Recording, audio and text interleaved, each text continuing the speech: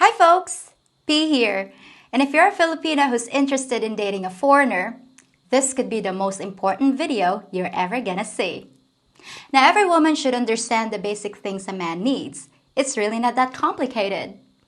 A man wants the companionship of a loyal woman with an agreeable attitude.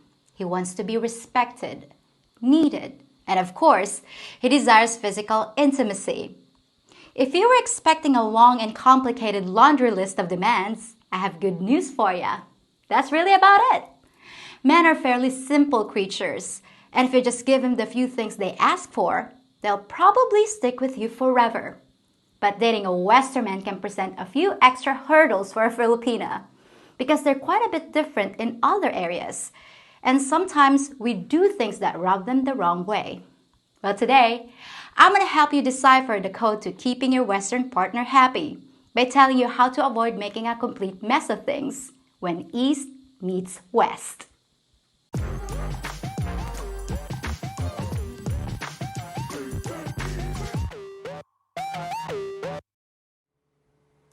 In case you haven't figured it out already, Western men are different in a lot of ways besides how they look. But if you're lucky enough to catch the eye of a good one, you want to avoid making the rookie mistakes that can rip a quality man right out of your life. It can be difficult to see things from someone else's perspective, and it's even harder to fully understand someone from another culture. But I've taken my time, and I think I've done a pretty good job. So let's cut right to it. One of the biggest issues facing mixed couples is the role your family plays in your relationship. It's here that we couldn't be more different, and we often feel a divided loyalty that can upset and frustrate our foreign partners. From birth, we're indirectly taught that family means everything, and our husbands aren't necessarily our primary obligation. This is the exact opposite of most Western cultures, where a man and wife share an indivisible bond. Well, it's supposed to be indivisible, but tell that to the lawyers.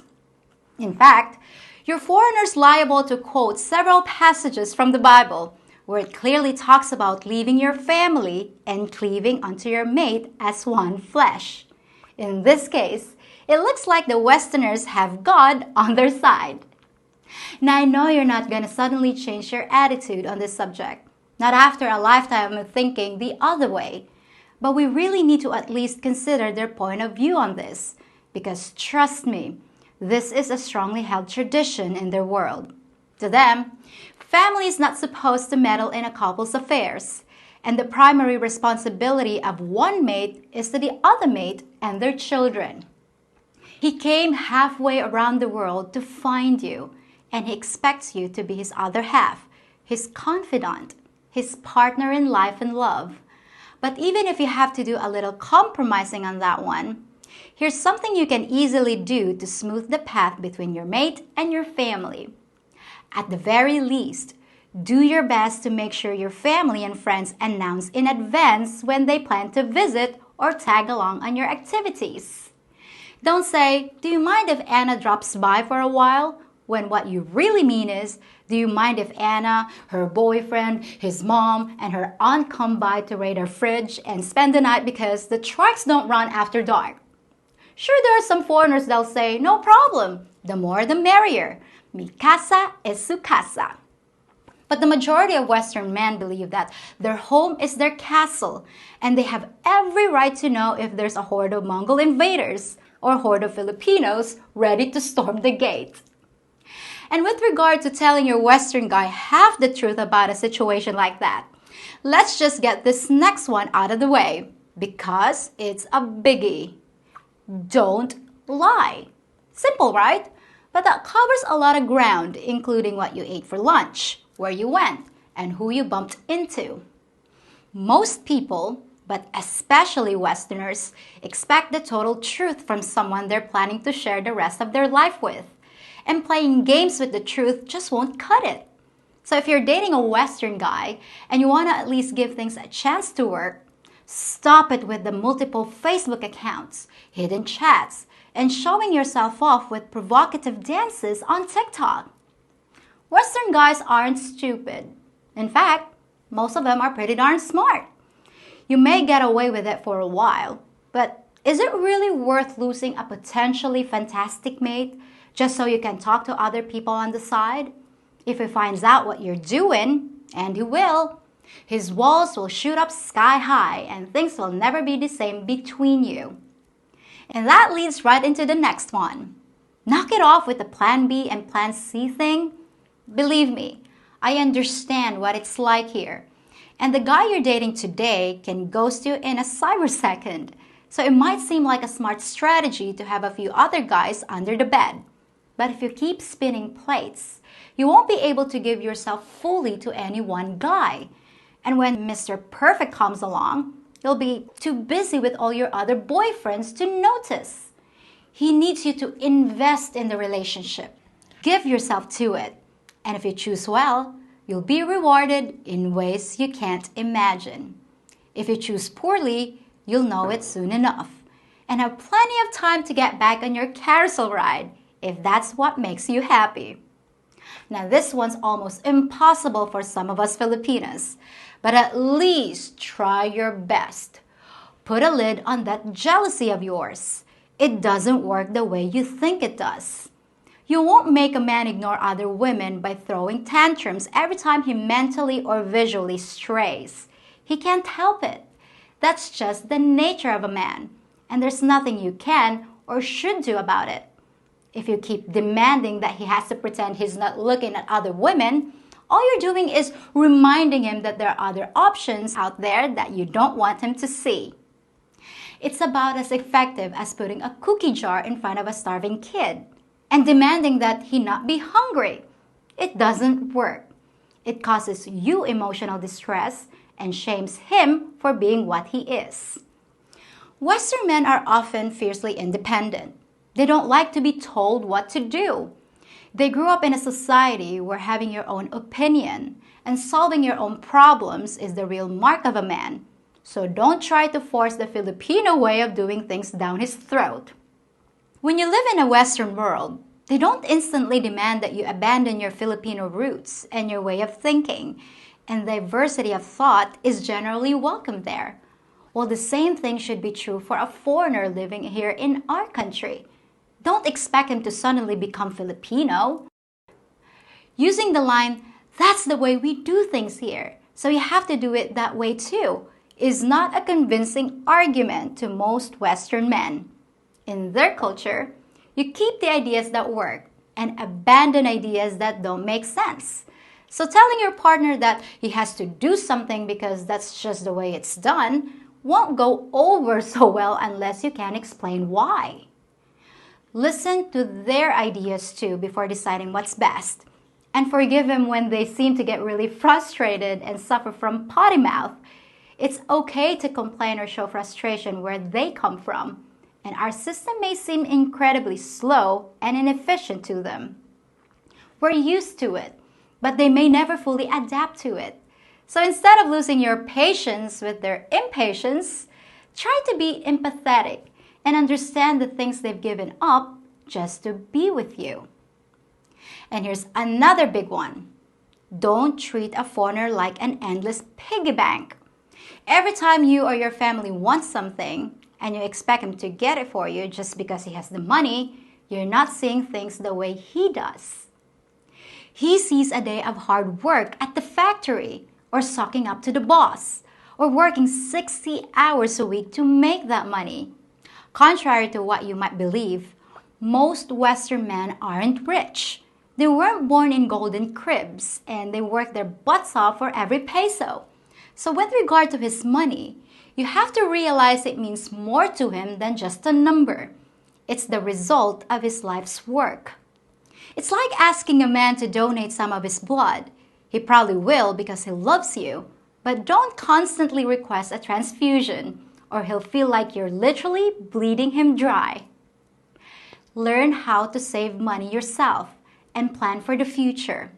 We're already great at saving useless junk that we might use one day, like empty jars and broken lamps, but we need to do the same thing with money and realize that tomorrow is coming. We need to be responsible enough to put a little away, so we're not always asking for someone else's help. You'll gain instant points if you can show your foreigner that not every peso you touch disappears by the time the sun comes up the next day. And now let's talk about some personality traits of the average foreigner. Don't mistake their bluntness for aggression. They'll often say things that might surprise, shock, or embarrass you, but that's not usually their intention. They just have a shorter path from their brain to their mouth, and they don't filter things to be sure no one is offended by what they have to say. It's not a bad thing at all once you get used to it, and at least you always know what they're thinking and how they feel. We Filipinos could use a good dose of that ourselves because our foreign partner actually wants to hear what we have to say, so don't hold back. Communication is vital to a healthy relationship, and with a foreigner, there's usually no lack of that. But don't always take what they say seriously either. They're jokers and pranksters, and to them, sharing humor is often another way to bond with your mate. I know that sometimes we have to pause for a second and replay something they said in our head to figure out if they really meant what we heard. And they often use phrases we're not familiar with, but just give them the benefit of the doubt that it was probably something harmless or funny, not some underhanded attack that we just don't understand. Filipinos often have a bad habit of assuming the worst and seeing an insult where none was intended. So don't let that be the cause of a lot of unnecessary arguments with your mate. There are gonna be a lot of new experiences that a foreigner's gonna wanna share with you too. Anything from trying new food to scuba diving. Many guys have what we consider to be exotic hobbies, and chances are they're gonna want you to try it too. It's okay if you don't want to, but I urge you to give things a try. You might be surprised at the wonderful things you discover about yourself and how happy it makes your mate to show you something new. Speaking of trying new things, here's the one you knew was gonna be on the list of foreigners' needs: the subject of sex. It's often the glue that binds the couple together, especially early in the relationship. So it's important to discuss the differences between our cultures when it comes to the dance with no pants. When you live in a nipa hut with 6 other people, your sex life is often incredibly unimaginative. Coitus is often accomplished when everyone else is asleep, and it's done without moving around too much or making much noise, more like ninja sex. But trust me when I say that most Westerners aren't usually like that. They've grown up with plenty of privacy, at least by our standards. They've had decades to fine-tune and perfect many different bedroom activities that your average Filipino couple hasn't been able to attempt, even if they wanted to because of a lack of privacy. The introduction of a whole new world of pleasurable experiences might be overwhelming in comparison to what you might have expected.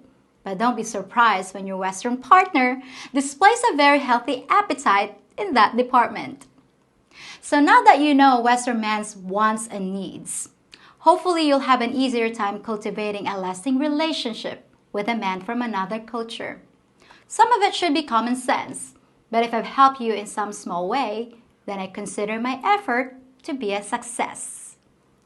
And for you guys out there, feel free to let me know about anything I might have missed or gotten wrong. I'm always happy to hear what you have to say. Well, that's it for this episode, and I'll be back on Tuesday with something you definitely won't expect. Till then, folks.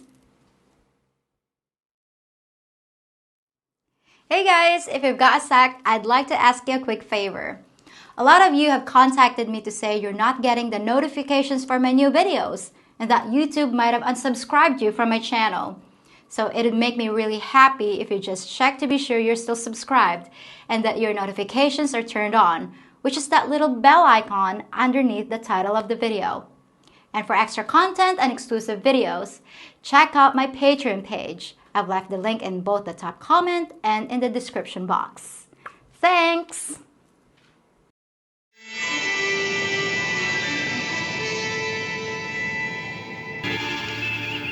Approaching Omicron standard orbit, Mr. Painter. Yes, sir. Planet Omicron, Captain. Code 710. Code 710 means under no circumstances are we to approach that planet. No circumstances whatsoever. Omicron is home to a species of long-haired, tan-skinned, supposedly irresistible females called Filipinas. Paradise. We're going in. Captain, it might be prudent to first consult the video archives of the Filipina P to study their culture, their mating habits, and their propensity to separate men from their resources. Captain?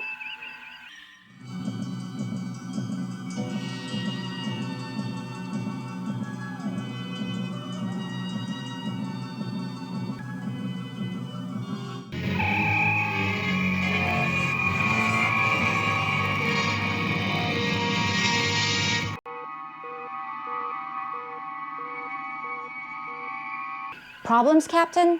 Your visit lasted only 3.8 seconds. A planet of traitors. Disloyal to the core. Rotten like the rest of you subhuman race. You were conned. I did warn you, Jim. Now promise me you'll never fall for another what? Very wise, Captain. Preparing to leave orbit. I can leave.